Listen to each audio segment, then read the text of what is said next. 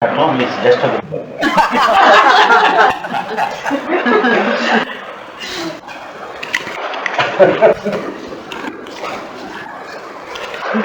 Originally, I thought I would talk. The topic is supposed to be chewing the cud. The cattle just eats the grass in a great hurry.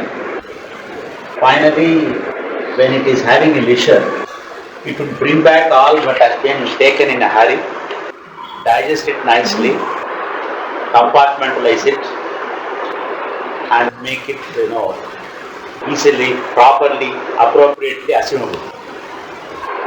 Guruji's trip to US, I thought I would hear from the recording given by him, and then do the chewing of the cud for you to just take it in various heads.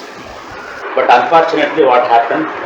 Only 1.5 hours of material was available to me. The rest of it, there was nothing there in that disc. So obviously you recorded it, but he did not get recorded. So now that topic will be postponed for some other time. And now I spent about 1.5 hours with him hearing some more. I will have one more session of hearing, then we will condense it. For today I thought something about Viswamitra. There are many things very special about him. And he is going to come in our next episode. So it's better that we get a little background of him so that we will be able to appreciate him better. Viswamitra speciality is his perseverance. Number one. And then intensity of anything that he does. 2. Extreme liberality. 3. Then greatest concern for the world. Viswamitra. He is the friend of the universe. And these are the characteristics which are very unique of Viswamitra, which are not that nicely, that magnitude found in other rishis. For example, if you take Vasishtha, he is a Brahmarishi, Jnani, Yogi and all that, but he is conservative. You can't get anything from him just for an asking. He would apply dharma and then ask you to go and earn yourself. The reason being, Vasishtha is a Brahmin. They know only how to take and never are accustomed to give anything to anybody. Whereas Viswamitra was a Kshatriya by birth. Then he had the Rajogunam, the boldness to give something to someone. What is required is not material. It is the boldness. Suppose if I have some 10,000 rupees with me and somebody asks for 10,000 rupees. I have that money. But what would happen if I give the 10,000 and I need it later? So I will not give. And I will also use my intellect. This fellow is asking 10,000, maybe he is exaggerating. For the job that he is going to describe, 10,000 really is not required, 1,000 is good enough. All that mental analysis is being done only to refuse to give all what he is asking. That is typically the character of a Brahmin. He is conservative. Not a giver but a taker. Whereas Viswamitra is not one. So, and the liberality is such that when you approach him and ask him anything, he doesn't say to you, how can you ask such a thing from me? Never. You would think that you have the confidence that I can give you, I'll give. What happens to be by my giving you? It's my concern, you don't bother about it. So, such is the special nature of Viswamitra, and he had such a long span of life. Several kings earlier to Rama, Viswamitra was with them, and subsequently also he is supposed to be there. And after that time, most of the Maharshis, as told in the episode by Guruji, left for Tapolaka. Even by the time Mahabharata was taking place, most of the rishis were not physically available. Yeah. They had gone back to Tapolaka. Only when invoked, they used to come and appear and give guidance. Otherwise, they were not physically available, as they used to be available during Ramayana time. In Ramayana, you will see, when Rama was doing Aranyavasa, he met so many sages in so many hermitages. He got help from Agastya, and Vasishtha was their Kula Guru. Viswamitra gave him all weaponry. So all were available then, but not later. Then let us trace the history of Viswamitra a little. I believe there was a king by name Gadi, and he had a beautiful daughter, well accomplished, by name Satyavati. And a Brahmin by name Ruchika approached the king and asked for the hand of his daughter. So why he did so, I don't know. That's not there in the history. But that got into his head to marry the king's daughter. And the king would not refuse, because in those days a Brahmin can marry a Brahmin and the so-called lower caste also. He can have 4 wives. A Kshatriya woman he can marry next, he can marry a Vaishya woman, he can marry also Shudra woman. That was permitted by them, by both rules in the Dharma Shastras. So he cannot outright refuse the Brahmin, but he is obviously concerned about the welfare and then the well-being, comforts of his daughter, isn't it? From the palace he has directly to go to a hut, and this fellow is not having any means of livelihood except probably by begging. So instead of refusing, he put some impossible condition. You won't satisfy, I'll give you that. What is the condition? You get me 1,000 horses, white in color, but ears alone black.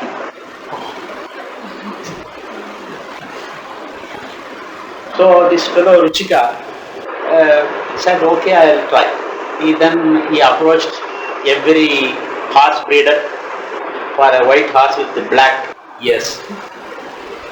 And then obviously we also ourselves know the result. We would not have attempted that, but this fellow was not wise enough, he went round, couldn't get. Then, those were the days where people used to get anything and everything by tapas. It's not a human effort, by tapas. Just doing nothing you get. You want money, you do tapas on Mahalakshmi and then get money. You want progeny, you pray to Varuna and get the progeny, like that. You don't have to go to IVF clinic and then try to meddle things and then get the child. So, the human effort was not considered superior. Invoking the divine grace is considered superior and the only way. That's tapas. So, after having failed to get the 1,000 horses, white horses with black ears, Ruchika approached Varuna, I believe. And then he said,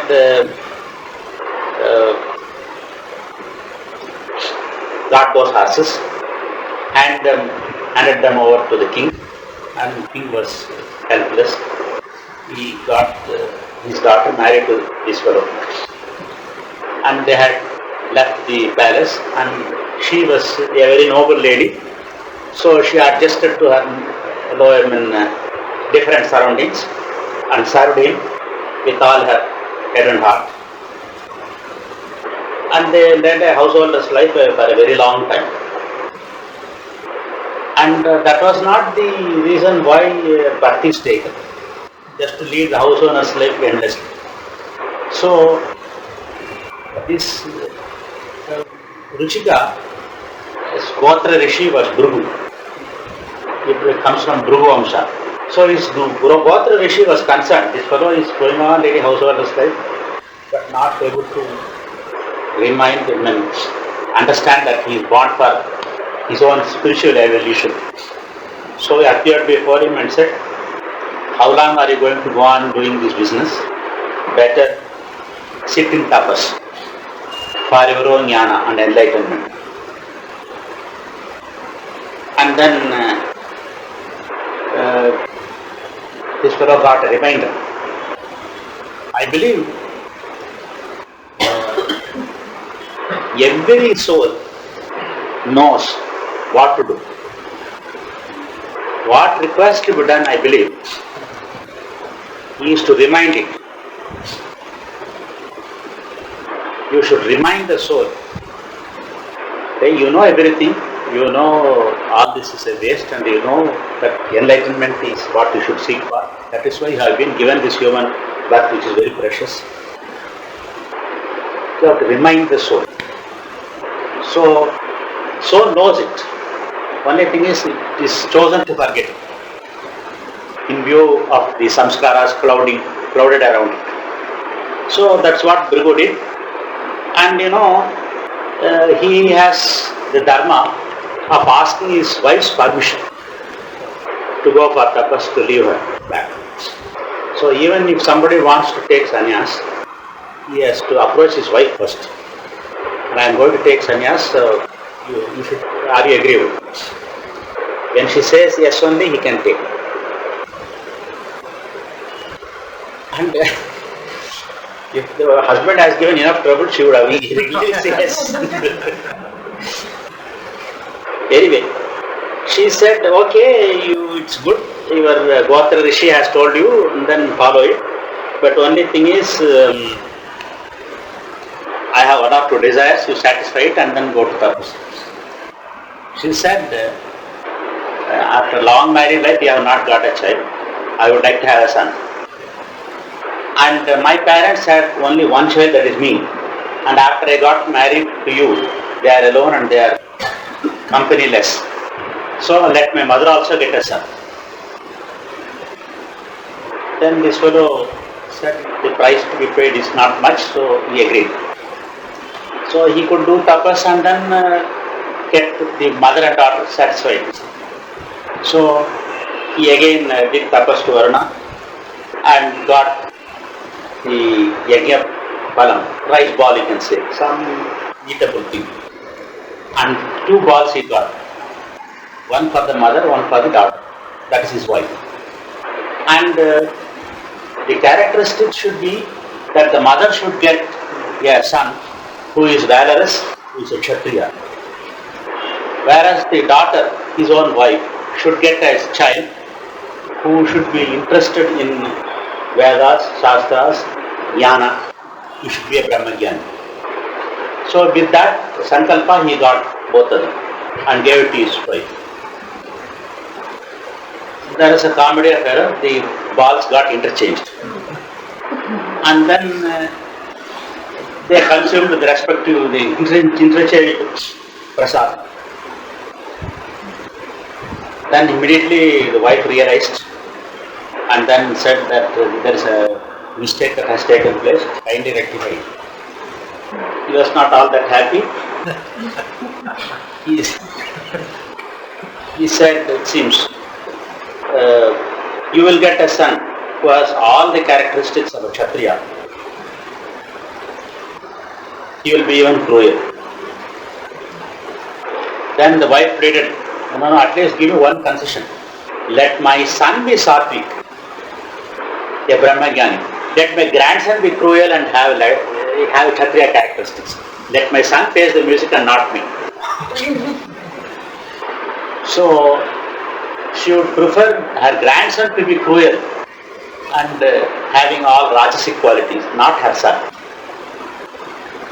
Then the Brahmin, was in a hurry to go, so he agreed.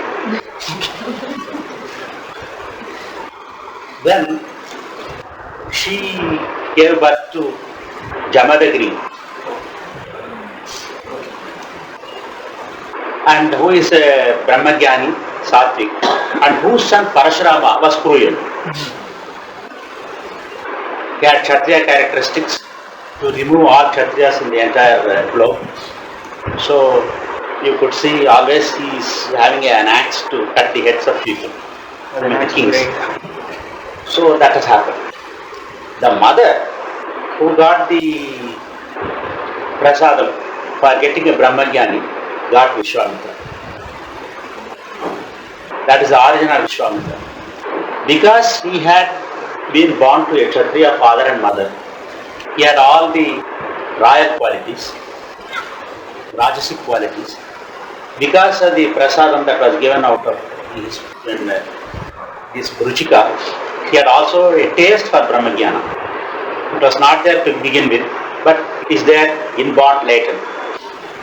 So Viswamitra grew up as a son of the king, got all astras, shastras, training, valorous, and then he inherited the kingdom from his father, earned a good name as a ruler.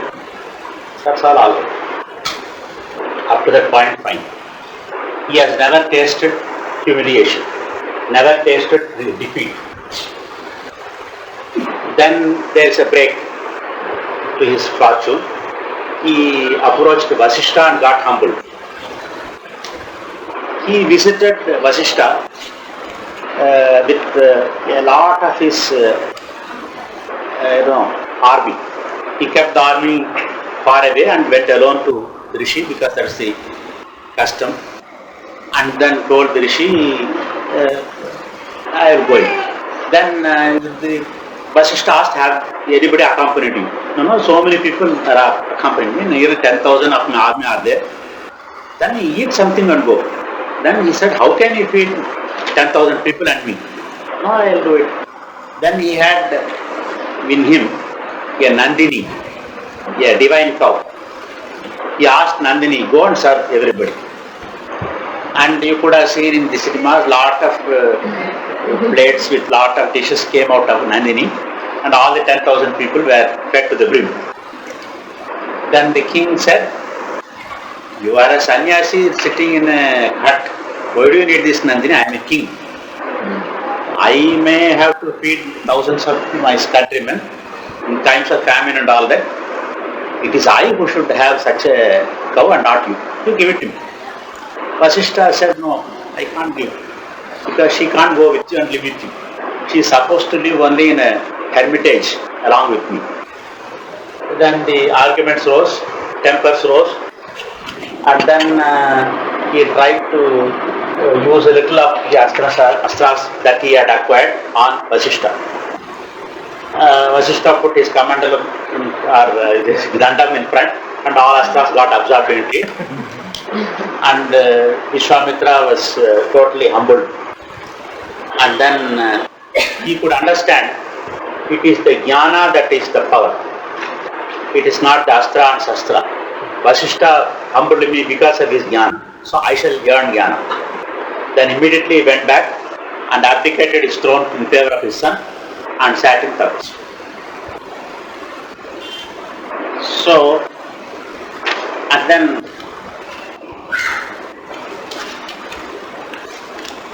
I believe at that first instant of tapas, probably Indra did not notice it. Normally he is supposed to send some Ramba or Urvashi or disturb. Usually a good joke, our Bobby, who is his son, used to sit for 1 minute and then look around. Somebody has come to disturb him.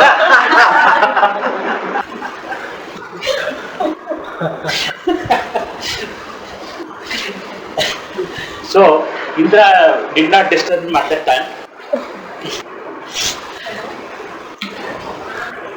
So undisturbed he became Raja Rishi. That's one step. But he continued his tapas. Then he has to become Vasishtha, isn't it? Vasishtha is a Brahma Rishi. So he was trying to become equal to Vasishtha. At that time, some king by name Trishanku, who is a father of Harishchandra. The Ikshvaku dynasty, Rama is supposed to be the 64th king. A long dynasty is there. Earlier came several people were there. And then Shivi Chakravarti is one in that line. And Trishanku is just above Harishchandra. And then he approached Vasishtha and told him, you are a great sage. I want to just go like this to heaven and enjoy. I hear a lot of things about heaven. I want to hear and enjoy. Then the rule is that you cannot go to heaven with this body containing 5 elements. You have to shed this body here on earth, and you will be given an astral body, and with astral body only you can remain there, and then you will enjoy in the consciousness all those pleasures. There is a real enjoyment. Suppose I drink wine, I get the taste of it. But without the wine and the glass, suppose if I had got the taste of it in my consciousness, the enjoyment is the same. So in Swarga, you get all the enjoyment that you have on earth, but without your senses available. Physical senses won't be there. You are in the astral body. But Trishanku wanted to enjoy with his hand, with his eyes, with his mouth and all that. That's not possible, that's against the rule. Vasishtha normally is conservative, and this is very much against the rule, and he said he would not give. Then he came to Viswamitra. Viswamitra is a great giver, and he doesn't bother whether it is feasible or not feasible. He said, okay, I will do now tapas for you, yajna for you. And then the yajna habis I will send it to Indra. And then ask him to receive you and then keep you there. So immediately I started the yajna for sending Trishanku to Swargam. And then he sent the yajna habis to Indra. Indra, what can you do? He cannot take it. And he is also afraid not to take it. What this man would do, we don't know. He might make him go as a snake, or I don't know. He might touch him with anything. His tapobanam is very great. Then he asked Brihaspati, supposed to be an intellectual in that group, what to do. Then, he told, see, look, he has used his tapas only to send him to heaven, but not retain him there. Let him come to heaven, we'll push him down. So Trishanku went up and he was pushed down. Then Viswamitra was very angry, and then he created a separate Swargam for with his tapas. He created another Indra, a duplicate Apsaras, a duplicate Sabha, everything he duplicated. To see that Trishanku enjoys all the heavenly pleasures with his human body. At that time, Brahma appeared before him and said, stop doing it. You have done enough for that fellow. Then it's pulled down. So I believe he got pulled down. And the net result is all his tapas got exhausted. Indirectly, Indra should be happy. The reason you could see in most of the cinemas, somebody would be doing tapas, Indra's chair will be shaking a little.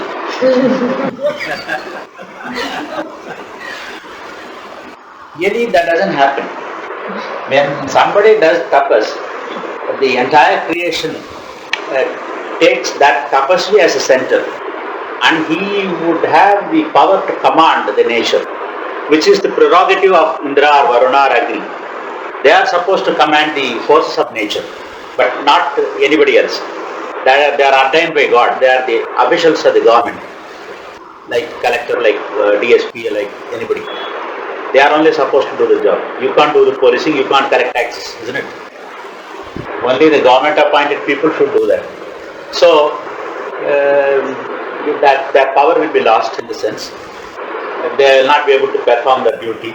So they see to it that the tapas is disturbed so that he will not get into the location of Indra. So Indra should be was happy because all his tapas is gone. He finished to Swargam.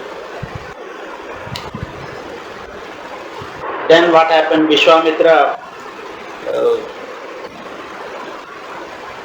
again started his tapas, and this time he left towards the western portion of India. He went to a place called Pushkar, that is there in Rajasthan. That is the only place where Brahma has a temple. Nowhere else Brahma has a temple and he is worshipped. Only at Pushkar it is being done. And there is a story which all of you should know, that Brahma seems to have told a lie and then he was punished for that. I don't know whether you heard that story. A huge column of light was there, which is Shiva, and Vishnu tried to fathom the bottom portion. Brahma tried to fathom the top, and Vishnu very soon realized that it is not possible. Whereas Brahma went to some extent, and then there was one bilvam which has fallen from the top, and he told that bilvam, you give a witness that I also came along with you. And he came down and told, I have gone up to the top and came down. For the lie that he has uttered, he was punished that he will never have any temple or he will not be worshipped by anybody. So Brahma is never worshipped, unlike Vishnu or Shiva. Anyway, he settled down at Pushkar and then they did tapas to become the Brahma Rishi.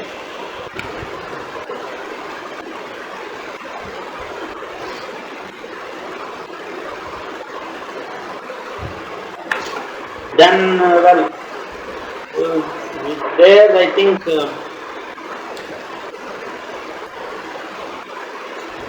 again I think usual story. Manaka was sent to disturb his tapas, and then Manaka did not disturb. Actually, she started serving him. She got a lot of admiration for this great sage and started serving him. And then Viswamitra was so much pleased with her service. And I believe he looked at her once. And then she conceived and then got a child, Shakuntala, whose son Bharata is the name of the country. So his tapas again is gone because it is disturbed, isn't it? Again he started doing his tapas.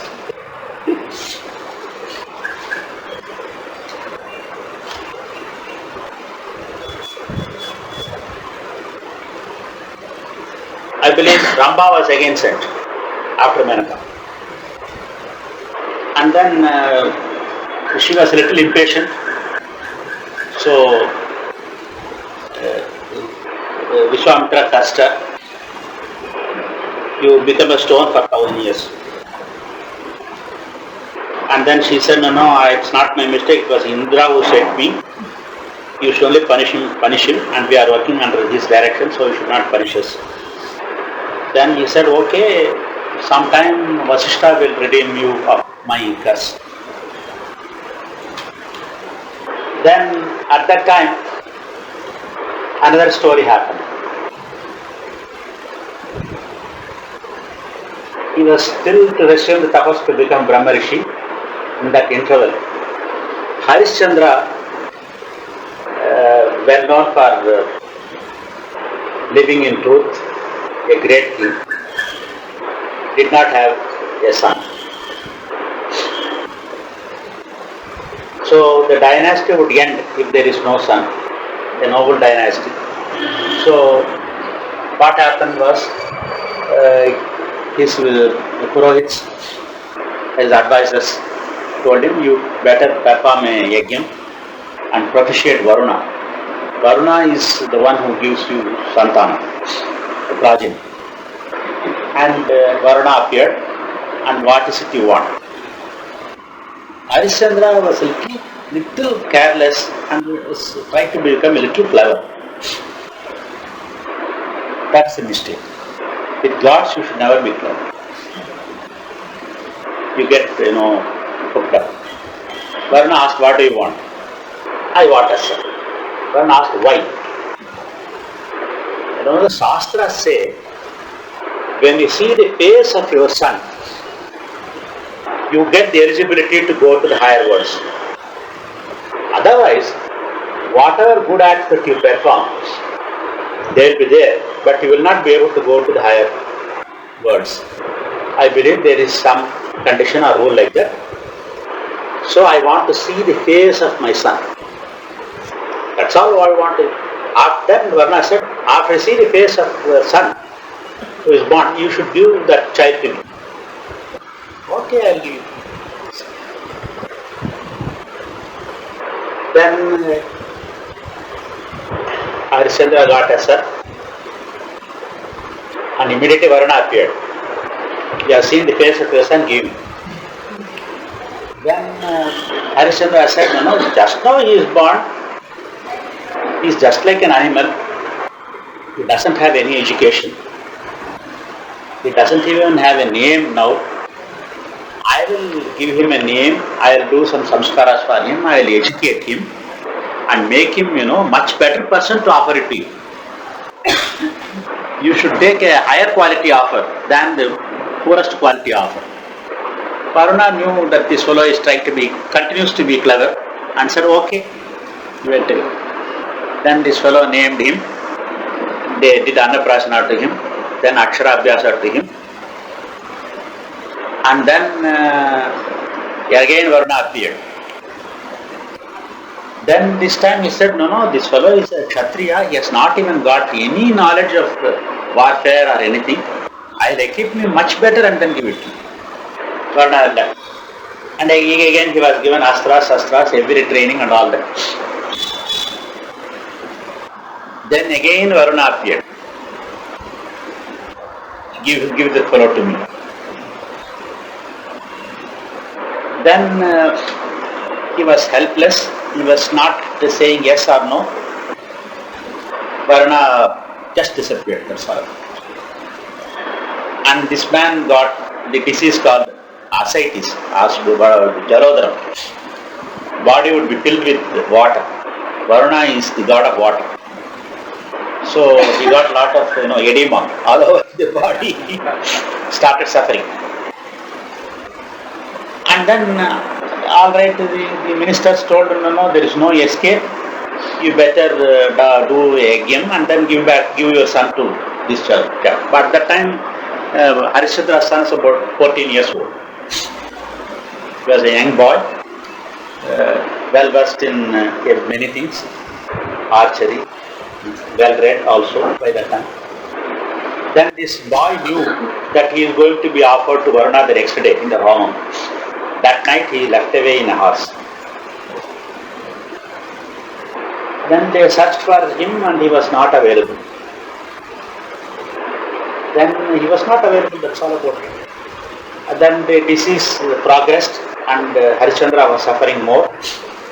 And someone of his soldiers located this fellow, Harishchandra's son, Lohita, in the forest and told, your father is suffering on account of you. You come back and then offer yourself and son redeem.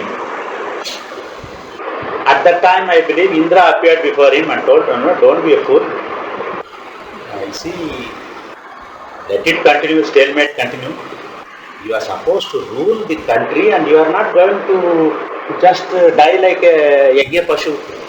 Only sacrificial goat will be offered and you should not take the role of a goat and then mercilessly get killed for nothing. No, you don't go.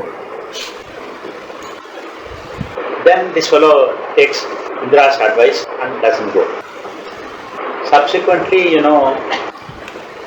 as fate would have it, he sees a poor Brahmin with 3 boys.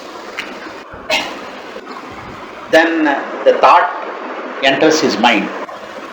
This fellow has 3. One is good enough, the other 2 are surplus. Why not ask one of them in exchange for money or anything? In those days, I believe the Brahmins are very fond of cows.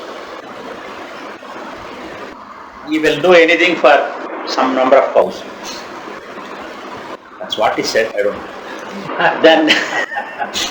Then Lohita said to the Brahmin, "You have 3 sons. I am Harishchandra's son, and my father is suffering. I am supposed to go as a sacrificial goat. Give one of your sons. In exchange of that, I'll give you anything you want with 10,000 cows with silver horn caps." I don't know what he promised. A very lucrative promise, offer. The Brahmin thought 2 ways. One thing is 3 boys are there. One is needed for doing his Uttara Karma. Maybe the last one is the pet child of the mother. Mother is supposed to love the last child, it seems. I don't know. I'm the last child. I don't find any difference. Then the middle one is neither claimed by the father nor by the mother. That fellow can be easily spared. And then he gives another argument. See, our dynasty will end if such a sacrifice by you is not done. Are not people sending their children to the warfare? Are not the soldiers getting killed in a war? Why? They want to save the country. So, like that you can take your son being offered to Varuna. So you have saved, instead of the country, the king. King means country in those times. Country and king are not different then. So this argument, I think, convinced his Brahmin, and Brahmin agreed. The middle fellow, his name is Sunaschepa. He was supposed to be earmarked for the Pashu Vada. And then this boy comes along with the Brahmin, 3 boys, to Harishchandra and tells his father, "Father, instead of me, this boy will be offered to Varuna." All right, let the sacrifice start tomorrow. Then Varuna would be offered this one. Then just like the goat, whatever you do to the goat, that's being done to the boy also. With mantra, they sprinkle some water, tie him to a big pillar, and then someone would take a sword and then cut the head and offer it to Varuna. Who would do it? Till that time, Narab Pashu was never offered in any sacrifice. So, no Ritik was prepared to do it. And then the minister is a clever chap. He goes to the father or the boy and says, "Anyhow you have given, isn't it? The moment you have given, you have lost the boy. Where is the mistake in your cutting his head also? After all, you are not the father and son now. You have given the son to Harishchandra. He is no more your son now. He is like anybody else. He is Yajna Pashu. So cut him and save the king and save the country." The father agrees. And then in that yajna, Viswamitra is present. Vasishtha is also present. Vasishtha will not open the mouth because he goes as per the rule. The rule is that boy has agreed and the father has agreed, then it will go on, that's all about it. There is no human value so far as Vasishtha is concerned. Totally as per Shastras.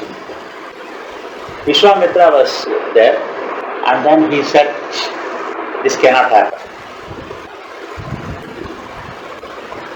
This human sacrifice cannot happen."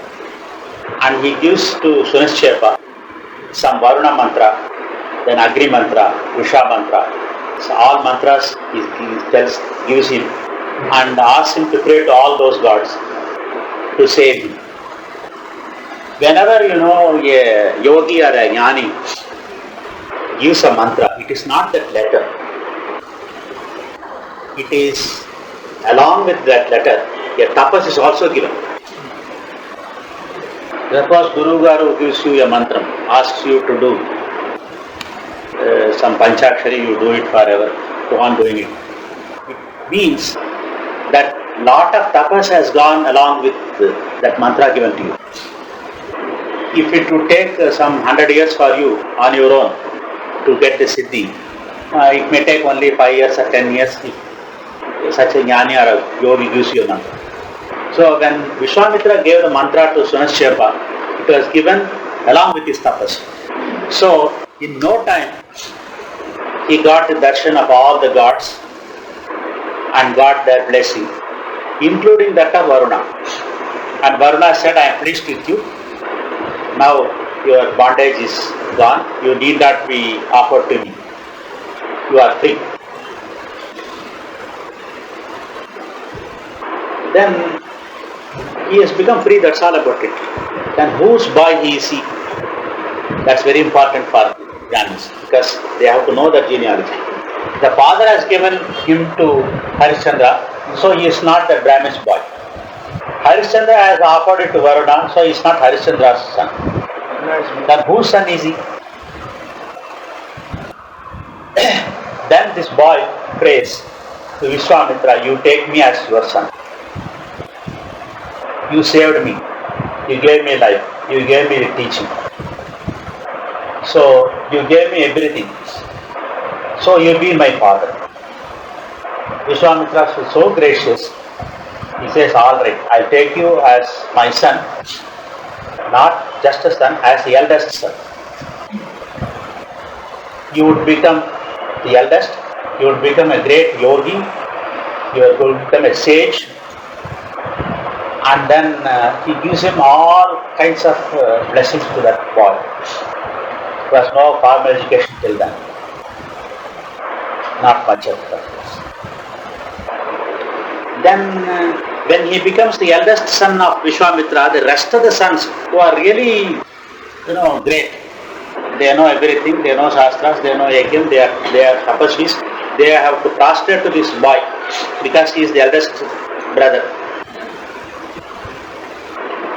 I believe Viswamitra had 100 sons. 50 of them refused. And the rest 50 out of fear agreed and then accepted this Sunashyapa as their elder brother.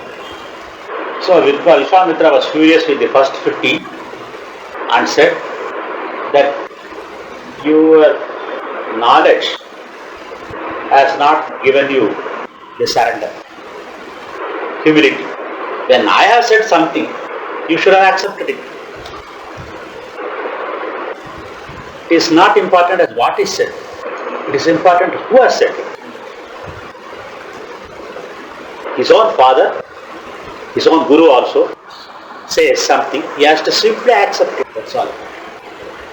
So, you have not got that humility and you are unfit to stay with me and unfit to stay in Aryavarta, which is civilized. You go down south and then serve the tribals. You give the Veda mantrams, Veda Vedic way of life to those tribals and then improve their lot. You go. It's not a curse. It's a kind of, a reformation. They would now deal only with tribals and then give them all their knowledge and improve them. So they would learn more of the humility. And I believe those tribals who are given the Vedic knowledge by the Viswamitra's sons are the forefathers of Andhras. So the Andhra Charitra starts from the Viswamitra's sons who have given the Vedic knowledge. You will see that in the episode on Monday. Yes, same thing. So now Viswamitra, after sending these 50 chaps down south, and he again sat in tapas for becoming, Brahmarishi.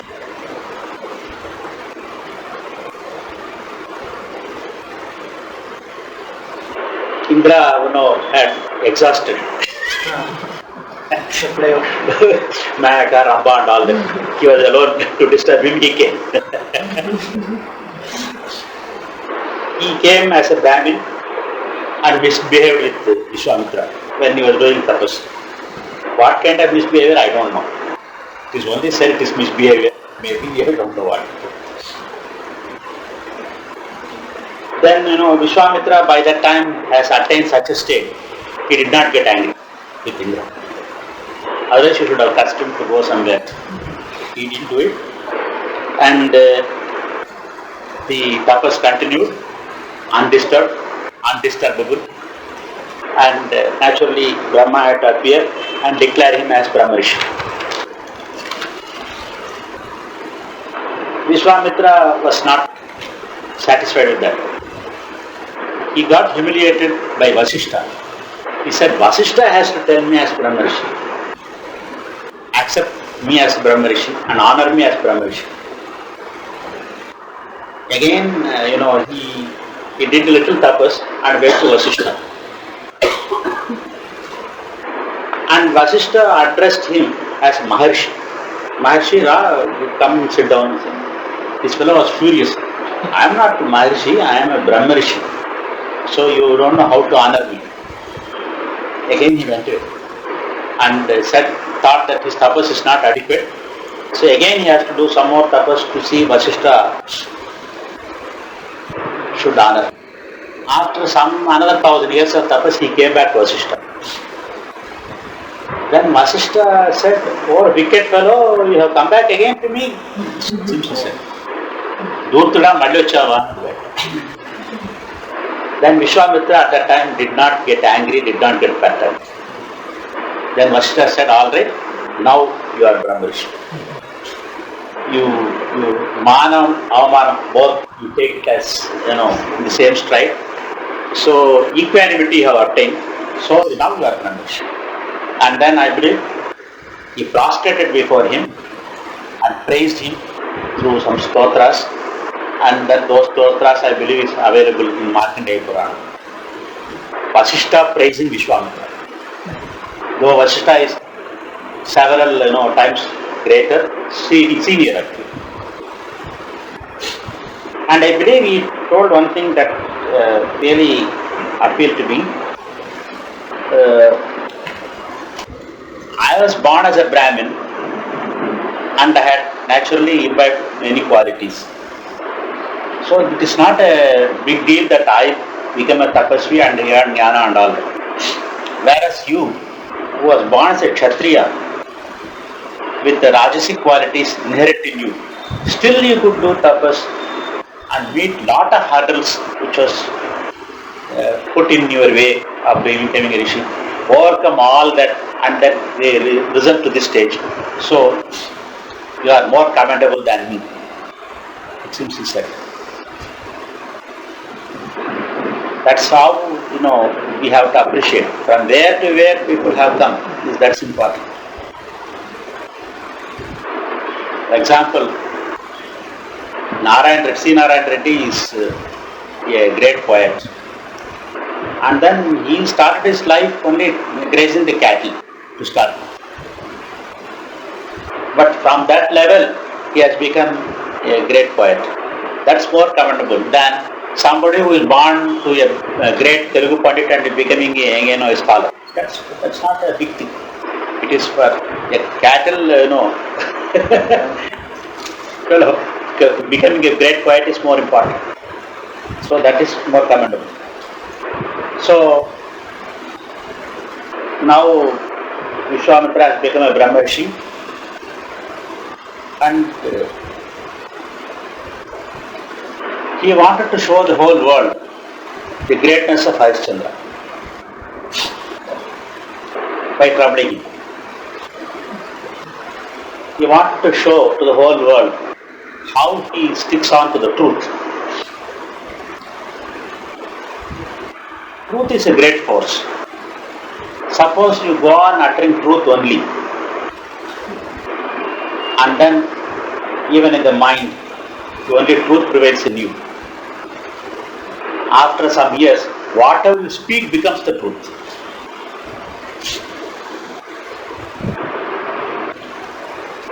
So you have never uttered a lie, never have the intention to utter a lie also.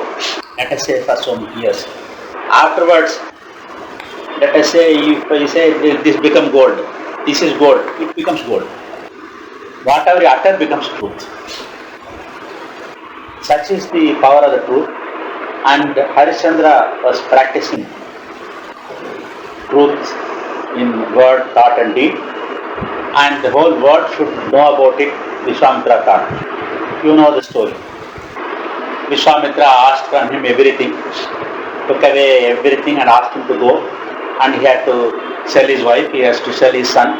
And then it goes on. At the end, all the gods appear before him and then praise him for being in truth, whatever may be the difficulties. At this juncture, I want to tell you a very interesting thing. Somebody created a play, just a mirror image of Harishchandra. Whatever you do, Harishchandra will not tell a lie. In that mirror image, whatever you do, Harishchandra will not tell the truth. He will only tell lies. A small Tamil drama, which was subsequently made into a cinema, the name being Chandrodaya. I tried to locate it, I couldn't get it. It is an excellent thing to see.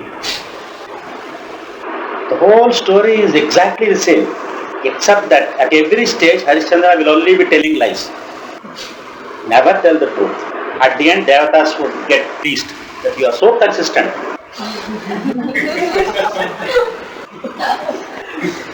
Consistency is character. Inconsistency is not character. Ravana is a man of character because he stuck to it till the end. Just because Rama has shown some valor, he did not simply fall at his feet and all that. He wanted to stick to the same point till the end. So that is a man of character.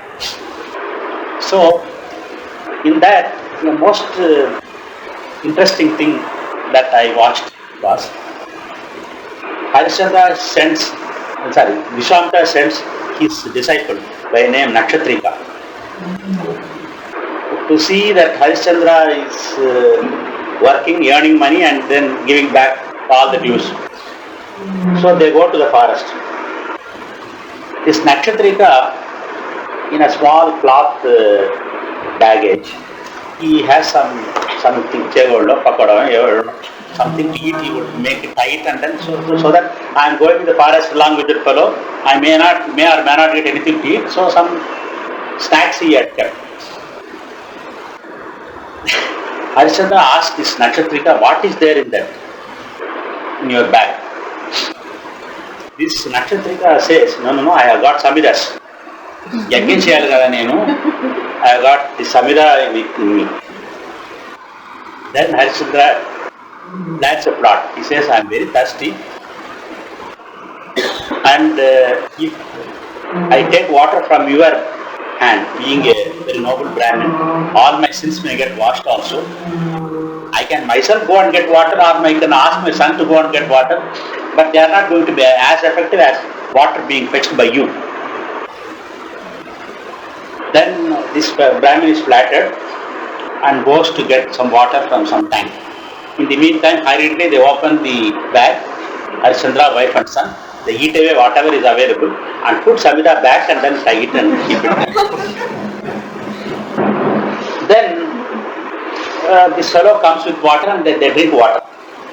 Then this fellow takes the bag and goes behind a tree and opens it. There are only Samida. Then he comes running, rascals, you have eaten all what I have got and I will tell this to Viswamitra and then have you punished. Harishchandra, wife, son, fell at his feet and said, Meeku Satyavaku vachesindandi. మీరు ఏమంటారో అది అయిపోయిందండి. మీరు సవిధులు అన్నారా? మీరు ఏం లోపల ముందు పెట్టారో తెలియదుగా సవిధులు అయిపోయినాయి. అది గురు అనుగ్రహం అది. So, so this fellow thought for a while, it could be true, my Guru is very kind towards me. So he has given me such a blessing, whatever I uttered has become true. I should not have uttered that this is containing only the firewood pieces. I should have told the truth, but just because I told the lie became a truth. That is Guru's anugrah, that's what fellow thought. So he got reconciled. That is the Harishchandra story. Harishchandra is later proved, shown to the world that the truth is the greatest force, and adhering to the truth is adhering to the tapas. It is tapas itself. And then next comes Viswamitra and Rama. Viswamitra, is always concerned with what goes on in the world. He is not the one who says, I am available. You come and ask something and take it. Many yogis or jnanis take that stand. I am available. And I should tell 2 minutes about Trilinga Swami at this juncture. Trilinga Swami is one of the greatest yogis, jnanis, tapasvis of India. One of the greatest. And he lived for 281 years, I believe. And he took a stand. Why should he stay so long? He would not do anything. He will be available. It is for you to go to him and ask for upadesham, ask for blessing, ask for a boon and take it. On his own, he will not enter into anything. For example, there would have been a Sepoys mutiny at that time. There were famines. There were so many things that happened in the country. He would only be watching. People have done their sins. They are reaping the fruit of their sins. What is it to me? I am available. In spite of the fact that you are a sinner, you approach him and ask for the redemption of a sin and ask for any boon. He was too willing to do it. But his stand is, I am available. I won't take any kartrutvam, doership of anything that happens, good or bad. Even something bad happens, Rakshasas are killing all the rishis in the forest, Trilinga Swami would have only kept quiet. The rishi should approach him and ask for protection, then he would do it, not others. Viswamitra is not like that. For example, our Guruji is not like that. If something goes wrong, he would enter into the fray and then rectify things. On 3rd of this month, night 3:10, Guruji got up and found that there is a wind with a speed of 50 kilometers an hour. And then he tried to peep into the future and see what could have happened. He felt the wind velocity would increase to 60, 70, 80, 90 and trees will be uprooted and all the huts of the poor people would be blown off and there will be a lot of loss of property and life. He thought he should avoid it. And he sat up in meditation for 1 hour and 15 minutes. And by around 4:25 or so, the wind subsided and the heavy rain that is supposed to come was pushed back into the sea and people were saved. So he doesn't take the stand, I am available. If somebody comes and requests me, I will do, otherwise I will not do, he will not do that. This is one nature. Viswamitra is like that. Incidentally, Viswamitra's Gotra is only, Guruji's Gotra is Viswamitra Gotra. Viswamitra's son is Devarata, that Gotra only Guruji is there. So he has got that characteristics to offer his services and then volunteer and do something when he finds something wrong. Viswamitra found that Rakshasas are troubling all the people in the forest doing yajna or tapas. Then he wanted to destroy all the demons. That was not his duty. Being a Brahmagyani, he has no duty at all. He has no kartavya. The definition of guru itself is like that. Yes, kartavyam nasti sayeva guru. One who has no duty or responsibility is the guru. If he does it, it is out of compassion. So, he wanted to do yajna for the benefit of all those who do tapas and yajna and for the welfare of the mankind, to see that the demons are destroyed. He has such a astrabalam, tapobalam, mantrabalam, 1,000 of which, 1,000th of which would have destroyed all the demons in one stroke, but he didn't do it. That's not his work. He should not do it. He called for Rama to come, because Rama is Vishnu. It is Vishnu's duty to protect the land and get rid of the evil, and not his. So he made Rama do it. So he equipped Rama with all the astras that he has acquired and gave it to him earlier and asked him to use it and then get it vanquished. So Viswamitra that way always considers the well-being of the community to be his sacred duty. Another greatest contribution by Viswamitra is the Gayatri Mantra. The Gayatri Mantra is equivalent to all the three Vedas known and worshipped, or did Parayana, whatever benefit you get, you would get it by Gayatri. It contains the essence of all the three Vedas, and then essentially it does only one thing. Your samskaras drive your intellect and mind to do a particular thing. So, instead of that, suppose you are guided only by God in you and not by your own buddhi, not by your own samskaras. Your buddhi gets direction only from God within. Then, will you do a mistake? No. You will only go in the path of progress. That's what the Gayatri Mantra says. Diyo yona prachodayana. That Savitru, the Sun God, should enter your intellect and guide you to do things as per his direction, not as per the directions of your samskaras. So, Gayantam Trayate iti Gayatri. The man who chants Gayatri is being protected. So, he is one of the greatest boons that Viswamitra has given to the world, that Gayatri Mantra. And see, it is not as though he is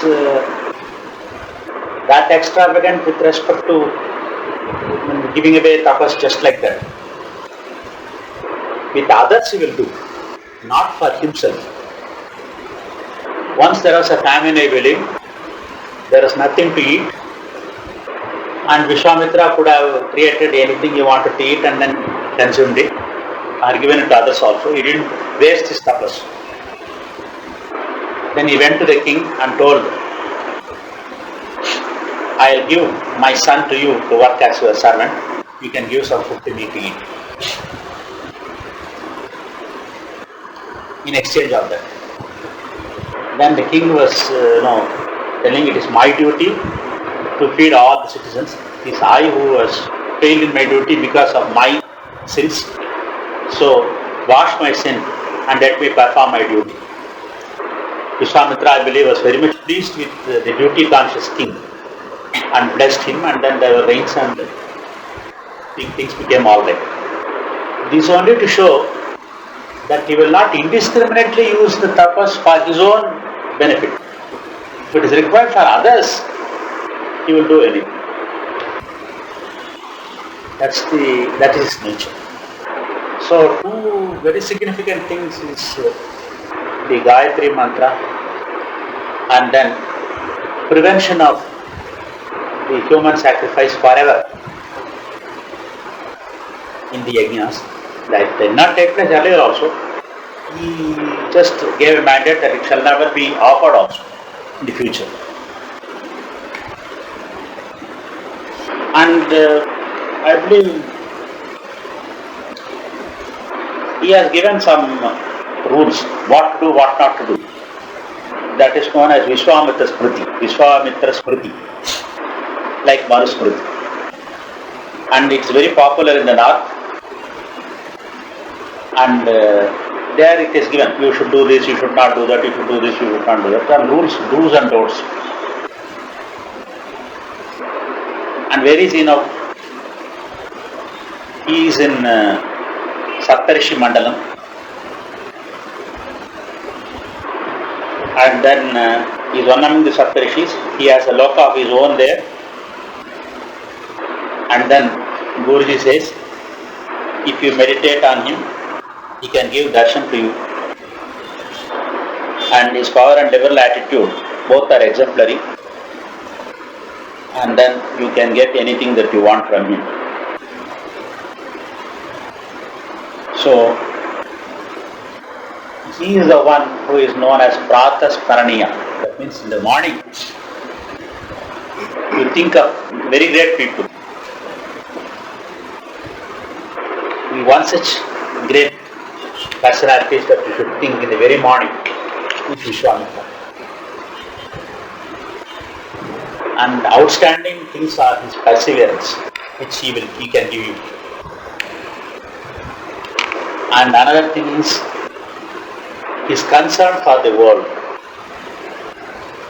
Guruji doesn't believe in someone just getting liberated and going nowhere, to be of no use to anybody. He wants you to get liberated from your karma, become free, and come back and serve others who are in the path. Otherwise, he would not spend so much time on people, talk so much. He has told that liberating anyone is just a small job, very small job for a Guru. ఎడంచేతిలో చిటికలో విభూతి లభిస్తే you can just get liberated. అంత సులభం.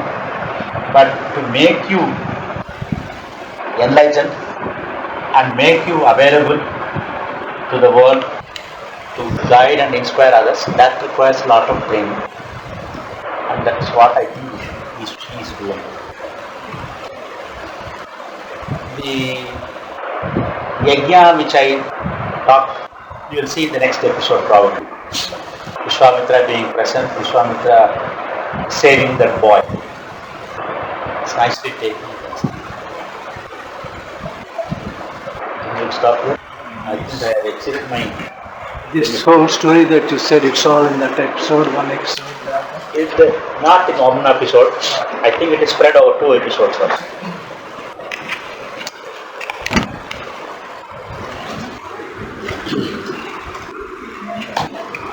If I am set free, I'll go home.